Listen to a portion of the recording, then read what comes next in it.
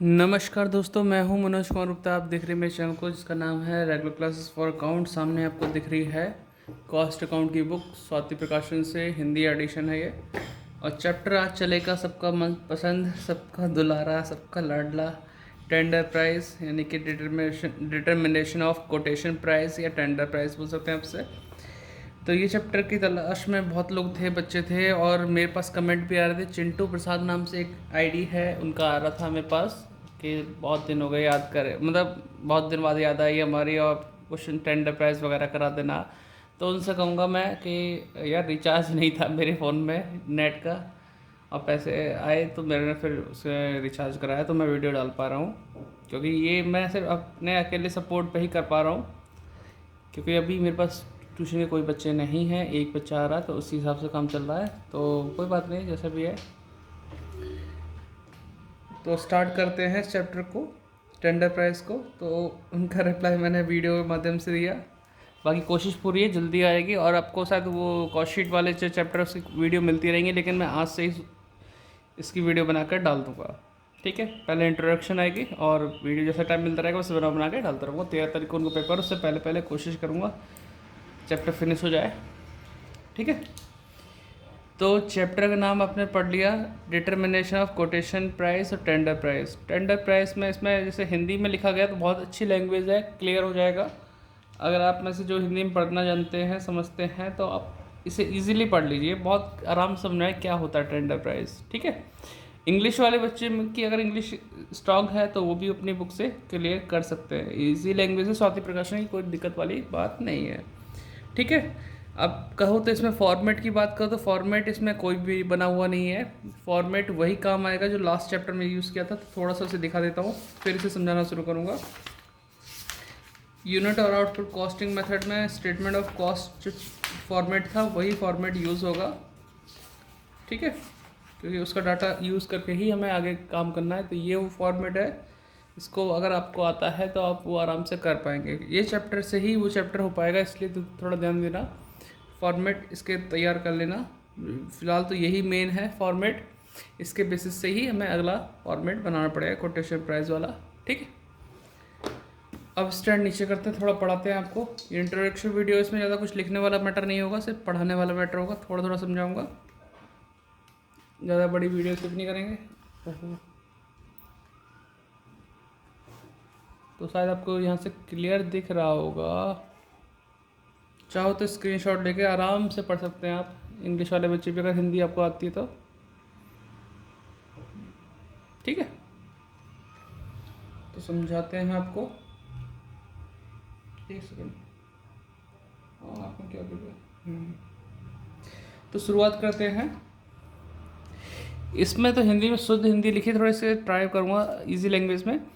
प्राय उत्पादकों से पूछा जाता है कि वे किस मूल्य पर क्रेता को माल की आपूर्ति या विक्रय कर सकते हैं। तो वे जो मूल्य बताते हैं उसी मूल्य को निविदा मूल्य या टेंडर मूल्य कहते हैं। निविदा मतलब कोटेशन प्राइस या फिर आपका टेंडर प्राइस कहते हैं।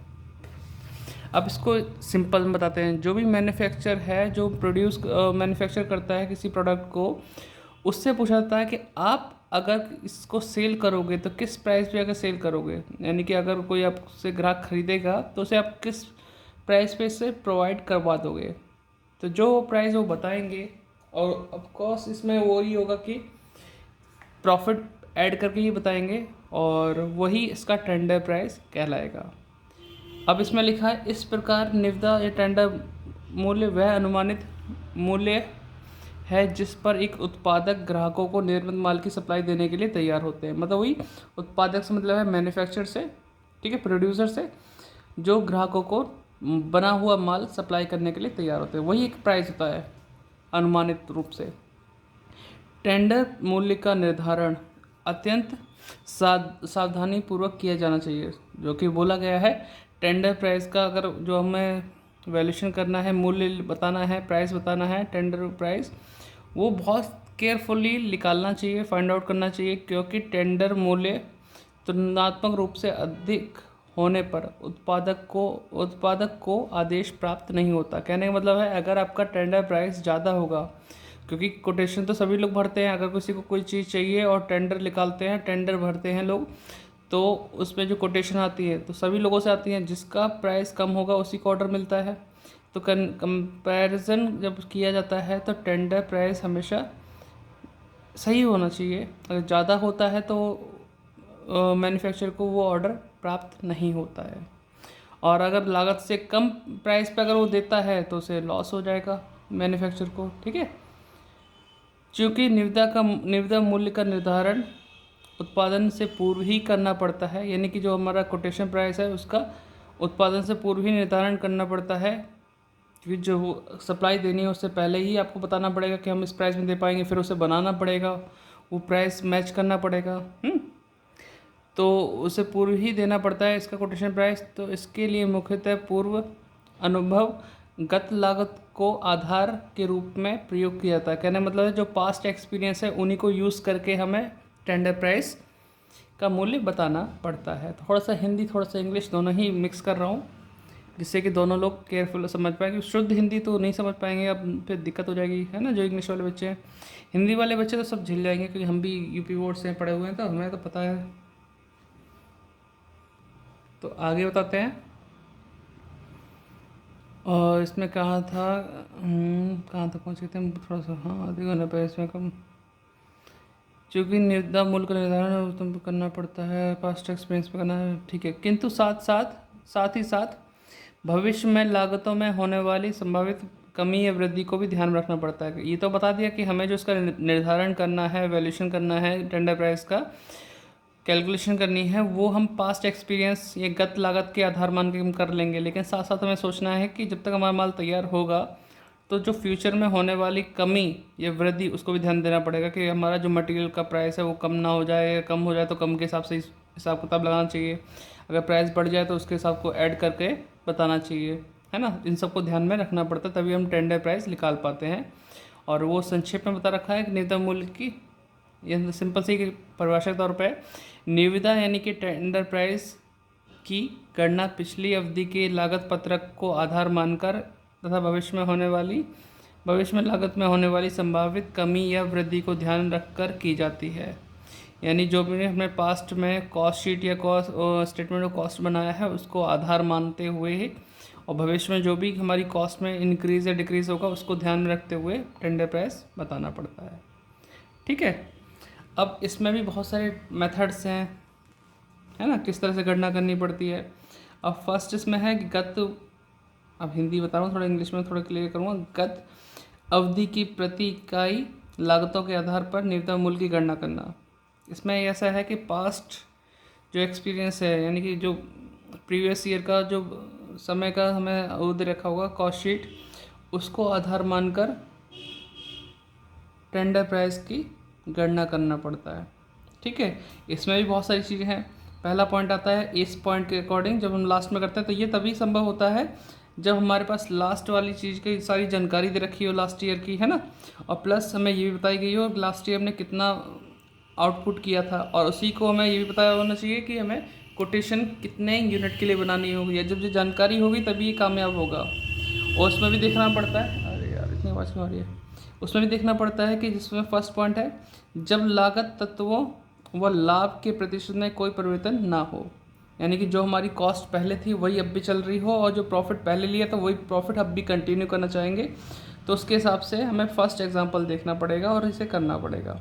आपसे बताना चाहूँगा इसमें 2-3 मेथड हैं। जैसे इसने बोला कि जब लागत तत्वों और लाभ के प्रतिशत में कोई परिवर्तन ना हो, तो इसके लिए फर्स्ट एग्जाम्पल आपको देखना पड़ेगा, समझना पड़ेगा, क्योंकि इसमें कोई फॉर्मेट वगैरह नहीं है। तो बस आपको एग्जाम्पल शुरू के करने पड़ेंगे 4, 5, 6 कम से कम, तब जाके क्वेश्चन को हाथ लगाना, उससे पहले हाथ मत लगाना, तब तक आपको कुछ पता ही नहीं चलेगा करना कैसे है।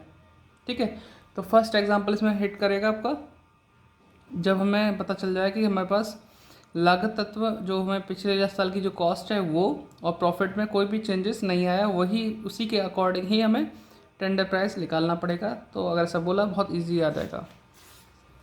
अब एग्जाम्पल की बात करते हैं, तो ये फर्स्ट एग्जाम्पल है जो इसके लिए है। ठीक है, बच्चा यहाँ पे कंफ्यूज जब पता कब होगा, जैसे कि आपने ये पढ़ भी लिया पढ़ लिया तो समझ भी लिया होगा, जैसे कि स्टॉक और रॉ मटेरियल लिखा, परचेज और रॉ मटेरियल लिखा और क्लोजिंग स्टॉक लिखा, उसे माइनस कर दिया, इतना तो हमने करते आए हैं। और ये डाटा पिछले साल का दे रखा है 2019 का, उसके अकॉर्डिंग सॉल्व किया गया है कॉस्ट शीट। ठीक है, फिर हमने फैक्ट्री वाले खर्चे जोड़ दिए, फैक्ट्री वेजेस जोड़ दिया, वेजेस जोड़ के हमने ये प्राइम कॉस्ट निकाल दिया, फिर इनडायरेक्ट वाले जोड़ दिए चार्जेस, कॉस्ट ऑफ प्रोडक्शन वगैरह सब कुछ हमने निकाल दिया। इसमें कंप्लीट स्टॉक दे रखा है, यानी कि फिनिश गुड्स वाला दे रखा है, इसमें क्लोजिंग वाला वो हमने माइनस भी कर दिया। फिर हमारे पास कॉस्ट ऑफ गुड्स सोल्ड आ गया, क्या आ गया, कॉस्ट ऑफ गुड्स सोल्ड। और उसके बाद सेलिंग प्राइस कैसे निकाला, सेलिंग प्राइस के लिए हमें बोला गया होगा कहीं ना कहीं, हाँ ये रहा सेल दे रखा है 1,12,500। ठीक, अब मेन जो फंडा है, जब आप एग्जांपल पढ़ने बैठोगे तो आप ये कहोगे कि कॉस्ट ऑफ गुड्स सोल्ड 1,01,250 आया, 1,12,500 इसकी सेल है, बीच का डिफरेंस क्या है, प्रॉफिट है। ठीक है, प्रॉफिट है। अब प्रॉफिट जो कमाया हमने वो सेलिंग प्राइस पे मैं जस्टिफाई करके दिखाऊं परसेंटेज निकाल के, ये कॉस्ट प्राइस पे दिखाऊं, क्योंकि आप इस एग्जांपल में देखेंगे तो percentage of profit to sale, जो कि सेल पे प्रॉफिट दिखाया था, profit into 100 upon selling price करके हमने 10% निकाला profit into 100 upon selling price. तो इस तरीके से हमने कैसे निकाल दिया, सिंपल 10% आया हमारे पास, इसमें 11,250 का प्रॉफिट था, नीचे सेलिंग प्राइस थी और सॉल्व कर लिया। अब इसके बाद दूसरा एग्जांपल में अलग है इसका हिसाब किताब। दूसरा एग्जांपल जब पढ़ेगा बच्चा तो उसमें ये चीज़ कॉस्ट पे निकाली गई है, यही चीज़ कॉस्ट पे। तो आप ये देखो सेकंड एग्जांपल में ऐसा है, फर्स्ट में ऐसा है, ऐसा क्यों हुआ, दिमाग तो चकरा जाएगा बच्चे का कि भाई ऐसा क्यों किया गया। लेकिन सिंपल सा तरीका है, आप इसको 2 बार सॉल्व करो। आप एक बार देखो इसे परसेंटेज सेल पे निकाल के दिखाओ प्रॉफिट की, एक बार कॉस्ट पे निकालो।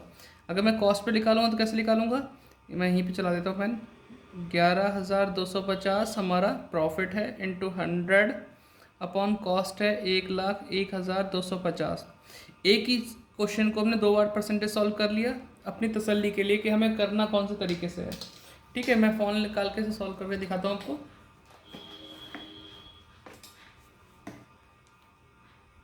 एक सेकेंड, वीडियो बड़ी तरह हो रही, बच्चे फिर कहेंगे कहाँ इतना ज़्यादा। तो देखो बेटा, ये 11,250 इंटू 100 अपॉन 1,01,250।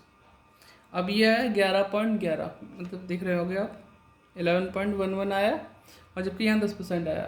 तो आपको यही देखना है 2 बार सॉल्व करके हमें किस चीज़ को फॉलो करना है। अगर आपका फुल कंप्लीट परसेंटेज में आता है तो उसी को फॉलो करना। अगर ये पॉइंट मारा है 11.11%, तो इसको फॉलो मत करना। अगर दोनों ही कंडीशन में पॉइंट मारा तो आप कोई भी लेके चल दो, बात अलग है। लेकिन अगर किसी में एक कंप्लीट आ रहा है, एक में पॉइंट मारा, तो आप कंप्लीट वाले को लेके चलना, तो आपको कोई कन्फ्यूज़न भी नहीं होगा कब हमें सेल पे निकालना है, कब हमें प्रॉफिट पे निकालना है। तो जब आप इस तरीके से निकाल लोगे, अपने एक कॉस्ट शीट बना लोगे, तो पता चल जाएगा हम प्रॉफिट कितना लेना है। ठीक है, और क्वेश्चन जब पढ़ोगे तो पता चलेगा पिछले टाइम में आपने क्या कॉस्ट लगाया और हमें कितने यूनिट के लिए टेंडर प्राइस भरना है। जैसे इसमें बताया गया कि 3 महीने की अवधि में हमने 3,000 पंखे बनाए हैं और हमें जो कोटेशन भरनी है वो किसके लिए कोटेशन प्राइस चाहिए, 750 पंखों के लिए चाहिए। ठीक है, तो जो काम हमने 3,000 किया वही हमें काम 750 के लिए करना पड़ेगा। तो ये तो हमारी कॉस्ट शीट हो गई। और इसके नीचे अगर आप देखोगे तो estimated cost sheet showing quotation price of 750 fan. Same चीज़, यही चीज़ दोबारा करनी है, लेकिन हमें उसको चेंजअप करना है 750 पंखे के हिसाब से। जैसे कि हमारा रॉ मटेरियल कंज्यूम है 34,000, है कि नहीं है। 34,000 को 3,000 से डिवाइड किया तो एक उसकी यूनिट आ जाएगी हमारे पास पर यूनिट, कि एक यूनिट की कितनी है, 11.33 रुपये है। और उसी को मल्टीप्लाई कर दो कितने से, 750 से, जिससे कि हमारी टोटल कॉस्ट मटेरियल के निकल के आ जाए। ठीक है, तो ऐसे ही हमारा यहाँ वेजेस को चेंज करना है, direct expense indirect expenses change करना है, जो खर्चे हमारे वहाँ थे। ठीक है, इनडायरेक्ट एक्सपेंसेस चेंज करने के बाद कॉस्ट ऑफ प्रोडक्शन आ जाएगा, और कॉस्ट ऑफ प्रोडक्शन आने के बाद हम उसमें प्रॉफिट जोड़ेंगे। अब प्रॉफिट हमने कौन सा यूज़ किया, प्रॉफिट ऑन सेल वाला। अब हमें यहाँ कॉस्ट ऑफ प्रोडक्शन पता है 30,375, और प्रॉफिट बोला है सेल पे, सेल तो हमें पता नहीं होगी इस समय तक। तो अगर हमें ये करना है तो ये वाली कॉस्ट लिखेंगे इंटू 10/100 माइनस 10, माइनस वाला फॉर्मूला लगाएंगे क्योंकि हमने चूज़ किया है प्रॉफिट ऑन सेल को। अगर प्रॉफिट ऑन कॉस्ट होता तो नीचे 10/100 आ रहा होता। तो थोड़ा सा ये आपको ध्यान रखना पड़ेगा, ठीक है। तो 10/90 आपको करके प्रॉफिट निकालना है, टोटल करके कोटेशन प्राइस आ जाएगी। तो आपको इसको चैप्टर को स्टार्ट करने से कम 5-6 एग्जाम्पल आपको ट्राई करना पड़ेगा। थोड़ा सा ऊपर कर लो स्टैंड,